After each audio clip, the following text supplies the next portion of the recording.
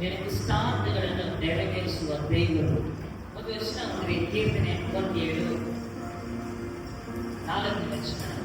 ಯೆಹೋವನಲ್ಲಿ ಆತನು ಮತ್ತು ಆತನ ಇಷ್ಟಾರ್ಥಗಳನ್ನು ನೆರವೇರಿಸಿ ಆಸೆ ಉಂಟಾಗಬೇಕು. ಮನುಷ್ಯನಿಗೆ ಆಸೆ ಇರಬೇಕು. ದೇವರು ವಾಕ್ಯ ಹೇಳ್ತದೆ ಆಸೆ ಹುಟ್ಟಿಸುವವನು ಅವನೇ, ಅದನ್ನು ಪೂರೈಸುವವನು ಅವನೇ ಎಂಬುದಾಗಿ. ಈಗ ವಾಕ್ಯ ಹೇಳ್ತದೆ ಆತನ ನಿನ್ನ ಇಷ್ಟಾರ್ಥಗಳನ್ನು ನೆರವೇರಿಸಿದ್ದೇನೆ ಎಂಬುದಾಗಿ. ಅಂದ್ರೆ ಇಷ್ಟಾರ್ಥಗಳು ಅಂತಂದ್ರೆ ಆಸೆಗಳು, ನಿನ್ನ ಬಯಕೆಗಳು, ನಿನಗಿದ್ದಂತ ಒಂದು ಆಸೆಗಳನ್ನು ದೇವರು ಈ ದಿನ ಅದನ್ನು ಪೂರೈಸುವವನಾಗಿದ್ದಾನೆ. ಹಲ್ಲೆಲೂಯ. ಆಸೆಗಳು ಏನಾಗಿರ್ಬೇಕು? ಹಲ್ಲೆಲೂಯ. ಇವತ್ತು ಅನೇಕ ಆಲಯಗಳಲ್ಲಿ, ಇವತ್ತು ಅನೇಕ ವ್ಯಕ್ತಿಗಳ ಜೀವಿತಗಳಲ್ಲಿ ಆಸೆಗಳು ಏನು ಅಂತಂದ್ರೆ, ನಾನು ಒಳ್ಳೆ ಮನೆ ಮಾಡ್ಬೇಕು ಅಷ್ಟೇ, ನಾನು ಒಳ್ಳೆ ಕಾರ್ ತಗೋಬೇಕು ಅಷ್ಟೇ, ನಾನು ಒಳ್ಳೆ ಸ್ಥಳ ತಗೋಬೇಕು, ನಾನು ಒಳ್ಳೆ ಬಿಸ್ನೆಸ್ ಮಾಡಬೇಕು, ನಾನು ಒಳ್ಳೆ ಸಂಪಾದಿಸಬೇಕು ಎಂಬುದಾಗಿ ನಿನ್ನ ಆಸೆಗಳು. ಆದರೆ ನಿನ್ನ ಆಸೆಗಳು ಸರಿಯಾಗಿರ್ಬೇಕು. ನಿನ್ನ ಆಸೆಗಳು ಓಕೆ, ಸ್ತೋತ್ರ. ಈ ಆಸೆಗಳು ಒಳ್ಳೆಯದೇ. ಒಬ್ಬ ಮನುಷ್ಯನಿಗೆ ಮನೆ ಇರೋದು ಒಳ್ಳೆಯದೇ, ಒಬ್ಬ ಮನುಷ್ಯನಿಗೆ ಹೊಲ ಇರೋದು ಒಳ್ಳೆಯದೇ, ಒಬ್ಬ ಮನುಷ್ಯನಿಗೆ ಸ್ಥಳ ಇರೋದು ಒಳ್ಳೆಯದೇ, ಒಬ್ಬ ಮನುಷ್ಯನಿಗೆ ಏನಂತಾರೆ ಆಸ್ತಿ ಇರೋದು ಒಳ್ಳೆಯದೇ. ಆದರೆ ಇದು ನಿನ್ನನ್ನು ದೇವರ ಕಡೆಗೆ ತಿರುಗಿಸಿಕೊಳ್ತದ, ದೇವರ ಕಡೆಗೆ ತಿರುಗಿಸ್ತದ ಎಂಬುದಾಗಿ ನಾವು ಗಮನಿಸುವವರಾಗಿರ್ಬೇಕು. ನಿನ್ನ ಇಷ್ಟಾರ್ಥಗಳು ಏನಾಗಿರ್ಬೇಕು ಎಂಬುದಾಗಿ ನಿನಗೆ ಚೆನ್ನಾಗಿ ಗೊತ್ತಿರಬೇಕು. ಹಲ್ಲೆಲೂಯ. ಇಷ್ಟಾರ್ಥಗಳನ್ನು ದೇವರು ನೆರವೇರಿಸುವವನಾದರೂ, ನಿನ್ನ ಆಸೆಗಳನ್ನು ಹುಟ್ಟಿಸುವವನು ದೇವರಾದರೂ, ನನ್ನೆಲ್ಲ ನಿನ್ನ ಆಸೆಗಳನ್ನು ಮತ್ತೊಬ್ಬನು ಕೂಡ ಹುಟ್ಟಿಸುವವನಾಗಿದ್ದಾನೆ. ಹಲ್ಲೆಲೂಯ. ನೋಡಿ, ನಿನ್ನ ಆಸೆಗಳು ಏನಾಗಿರ್ಬೇಕು? ಮತ್ತಾಯ ಬರೆದ ಸುವಾರ್ತೆ 6ನೇ ಅಧ್ಯಾಯ 33ನೇ ವಚನ. ನೀವು ಮೊದಲು ದೇವರ ರಾಜ್ಯಕ್ಕಾಗಿ ನೀತಿಗಾಗಿ ತವಕಪಡ್ರಿ, ಆಗ ನಮಗೆ ಎಲ್ಲ ದೊರಕುವುದೇ ಎಂಬುದಾಗಿ. ಹಲ್ಲೆಲೂಯ. ನಿನ್ನ ಇಷ್ಟಾರ್ಥಗಳು ಮೊದಲದಾಗಿ ದೇವರ ರಾಜ್ಯ ಕಟ್ಟುವುದಾಗಿರಬೇಕು. ಹಲ್ಲೆಲೂಯ. ನಿನ್ನ ಇಷ್ಟಾರ್ಥಗಳು, ನಿನ್ನ ಆಸೆ, ನಿನ್ನ ಬಯಕೆ ದೇವರ ರಾಜ್ಯಕ್ಕಾಗಿ ನೀತಿಗಾಗಿ ತವಕ ಪಡಬೇಕು. ಹಲ್ಲೆಲೂಯ. ನಿನ್ನ ದೇವರ ರಾಜ್ಯಕ್ಕಾಗಿ ನೀತಿಗಾಗಿ ತವಕ ಪಡುವಾಗ ವಾಕ್ಯ ಹೇಳ್ತದೆ, ಆಗ ಎಲ್ಲ ನಿನಗೆ ದೊರಕುತ್ತದೆ, ನಿನ್ನ ಆಸೆಗಳು ಪೂರೈಸುತ್ತದೆ. ನಿನ್ನ ದೇವರ ರಾಜ್ಯಕ್ಕಾಗಿ ನೀತಿಗಾಗಿ ತವಕ ಪಡುವಾಗ ನಿನ್ನ ಆಸೆಗಳು ದೇವರು ಪೂರೈಸುವವನಾಗಿದ್ದಾನೆ, ನಿನ್ನ ಬಯಕೆಗಳನ್ನು ದೇವರು ಪೂರೈಸುವವನಾಗಿದ್ದಾನೆ. ಹಲ್ಲೆಲೂಯ. ನಿನ್ನ ಆಸೆಗಳು ಎತ್ತದೇ ಆದರೂ ಅದು ದೇವರು ಪೂರೈಸುವವನಾಗಿದ್ದಾನೆ. ಎತ್ತದೆ ಅಂದ್ರೆ ಫಸ್ಟ್ ನಾನು ಹೇಳಿದ್ದು, ನನ್ನ ಹೃದಯದ ಆಸೆ ಇದೆ, ಅದೆಲ್ಲ ಪೂರೈಸ್ತದ? ಇಲ್ಲ ಇಲ್ಲ. ಆ ಒಳ್ಳೆ ಆಸೆಗಳು ದೇವರು ಪೂರೈಸುವವನಾಗಿದ್ದಾನೆ. ಹಲ್ಲೆಲೂಯ. ಯೇಸು ಸ್ವಾಮಿ ಈ ಲೋಕಕ್ಕೆ ಬಂದಾಗ ಯೇಸು ಸ್ವಾಮಿ ಆಸೆ ಬಂದ ದೇವರ ರಾಜ್ಯ ಕಟ್ಟಬೇಕು, ತನ್ನ ತಂದೆಯ ರಾಜ್ಯ ಕಟ್ಟಬೇಕು. ಹಲ್ಲೆಲೂಯ.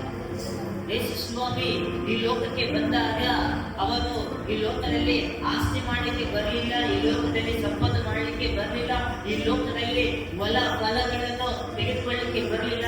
ಯೇಸು ಸ್ವಾಮಿ ಈ ಲೋಕಕ್ಕೆ ಬಂದಿರಲು ತನ್ನ ತಂದೆಯ ರಾಜ್ಯವನ್ನು ಕಟ್ಟುವುದಂತಾಗಿ.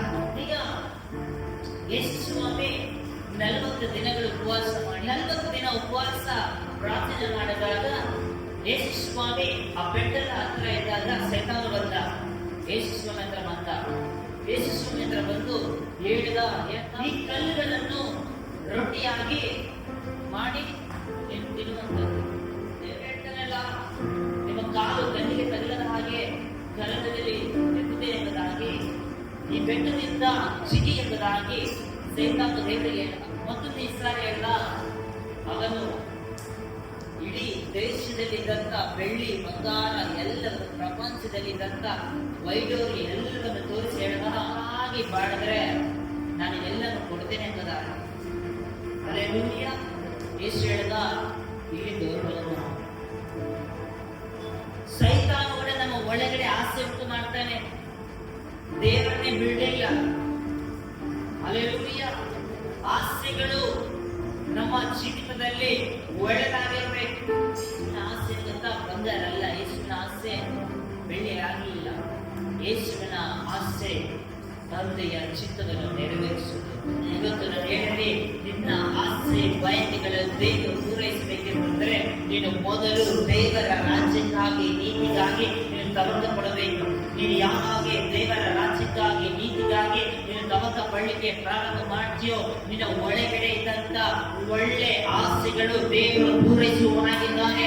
ಬಯಕೆಗಳು ಪೂರೈಸಬೇಕು ಅಂತಂದ್ರೆ ನಿನ್ನ ಒಳಗಡೆ ನಂಬಿಕೆ ಇರಬೇಕು. ಅದಕ್ಕೆ ದೇವ ವಾಕ್ಯ ಹೇಳ್ತದೆ, ನೀನು ಒಳಗಡೆ ಸಾಸಿವೆ ಕಾಳಷ್ಟು ನಂಬಿಕೆ ಇದ್ರೆ ನೀನು ದೇವರ ಮಹಿಮೆಯನ್ನು ನೋಡುತ್ತೆ ಅಂತ.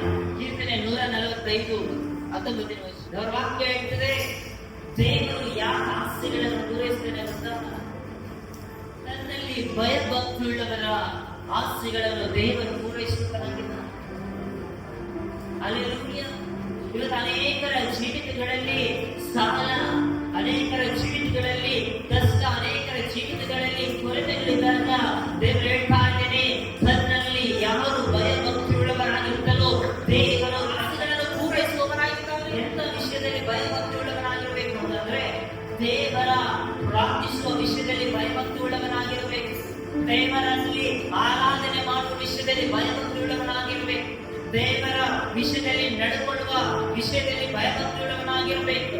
ದೇವರ ಆಲಯದಲ್ಲಿ ಭಯಭಕ್ತಿಯುಳ್ಳವನಾಗಿರ್ಬೇಕು. ದೇವರ ಒಂದು ಏನಂತಾರೆ ಸಹವಾಸದಲ್ಲಿ ಭಯಭಕ್ತಿಯುಳ್ಳವನಾಗಿರ್ಬೇಕು. ನಿನ್ನ ಮಾರ್ಗಗಳು ಭಯಭಕ್ತಿಯುಳ್ಳವೆಂದ ನಡೆಯುವುದಾದರೆ ದೇವರು ಇವತ್ತು ಹೇಳ್ತಾ ಇದ್ದೇನೆ, ನಾನು ಮುಚ್ಚಿದಂತ ಬಾಗಿಲುಗಳನ್ನು ತಿರುಗಿ ನಾನು ತೆರೆದು ಆ ಬಾಗಿಲು ಒಳಗಡೆಯಿಂದ ನಿನಗೆ ಆಗಬೇಕಾಗಿದ್ದ ಆಸೆ ಬಯಕೆಗಳೆಲ್ಲರೂ ಪೂರೈಸ್ತೇನೆ ಎಂಬುದ. ನಾನು ಈ 10ನೇ ಅಧ್ಯಾಯ 24ನೇ ವಚನ.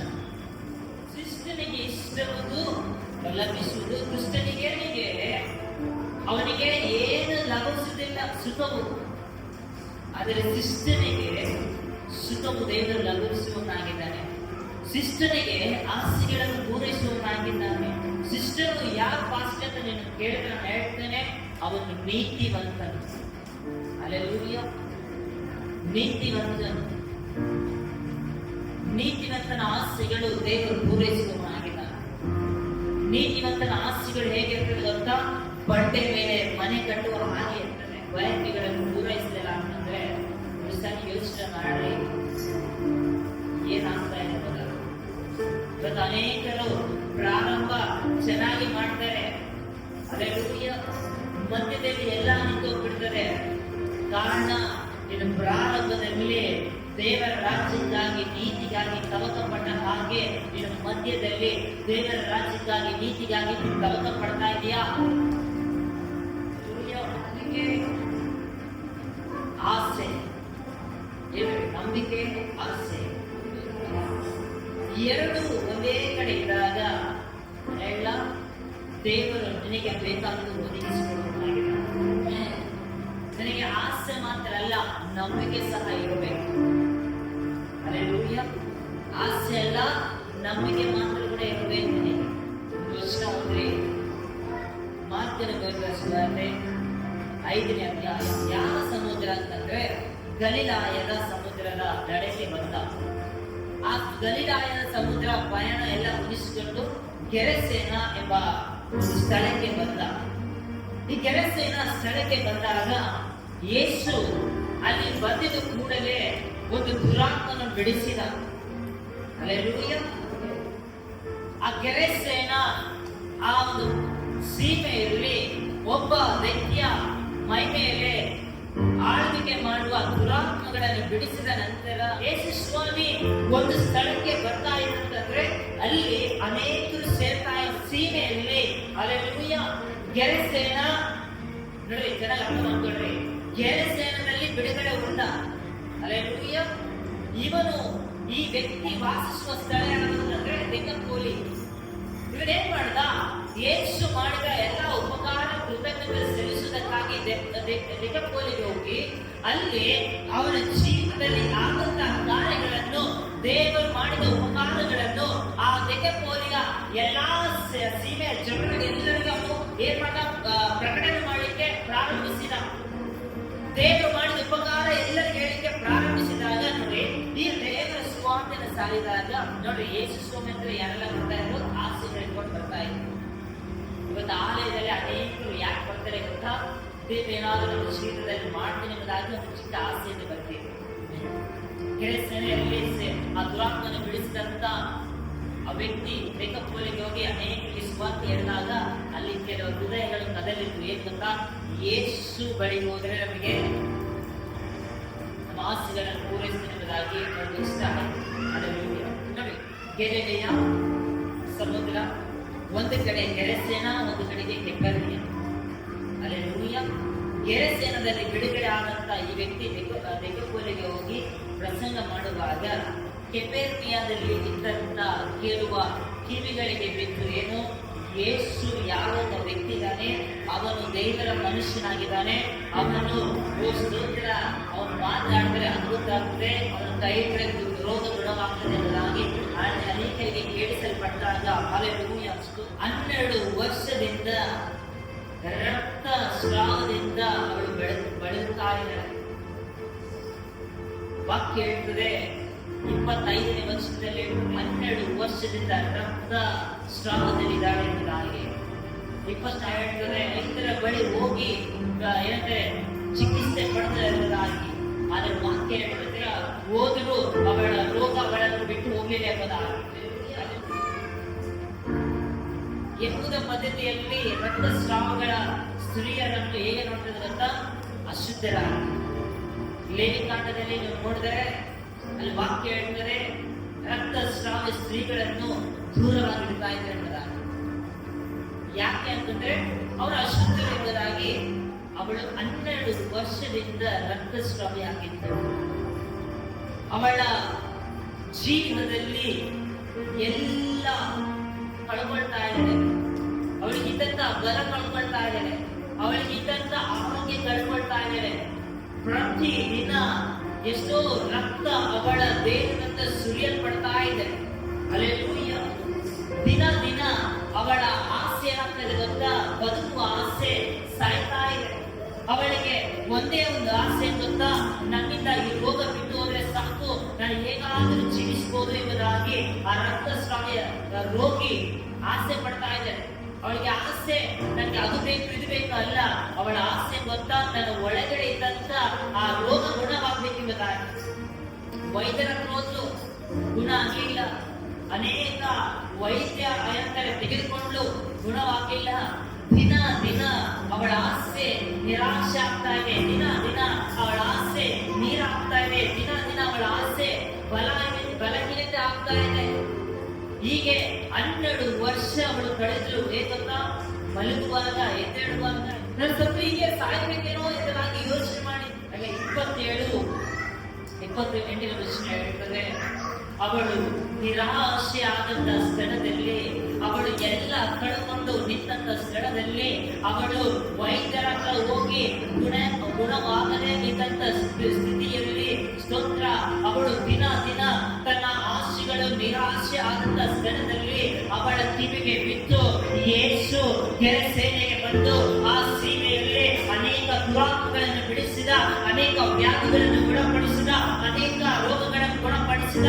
ಇದೊಂದು ಕೆಪೆರ್ನಿಗೆ ಬಂದು ಹಲ್ಲೆಲೂಯಾ, ನೀನು ಯೇಸು ನಮ್ಮ ಮಧ್ಯದಲ್ಲಿದ್ದಾನೆ, ನಾನು ಅವನ ಸಂಗಡ ಹೋದರೆ ನನ್ನ ಆಸೆಗೆ ಅವನು ಪೂರೈಸುವನಾಗಿ ಒಂದು ಆಸೆ 12 ವರ್ಷ ನಿರಾಶೆ ಪಟ್ಟಂತ ಜೀವಿತದಲ್ಲಿ ಅವಳ ಆಸೆ ಕಳ್ಕೊಂಡಂತ ಸ್ಥಿತಿಯಲ್ಲಿ ಕಿವಿಗೆ ಬಿದ್ದು ಯೇಸು ಬಂದಿದ್ದಾನೆ ಎಂಬುದಾಗಿ ಅಕ್ಕಿ ಎಲ್ಲವನ್ನು ತ್ಯಜಿಸಿ ಯೇಸುವನ್ನು ನೋಡ್ಲಿಕ್ಕೆ ಓಡಿ ಹೋಗಿ ಗುಂಪಿನಲ್ಲಿ ಹಿಂದಿನಿಂದ ಬಂದು ಆತನ ಉಡುಪನ್ನು ಮುಟ್ಟಿದಳು.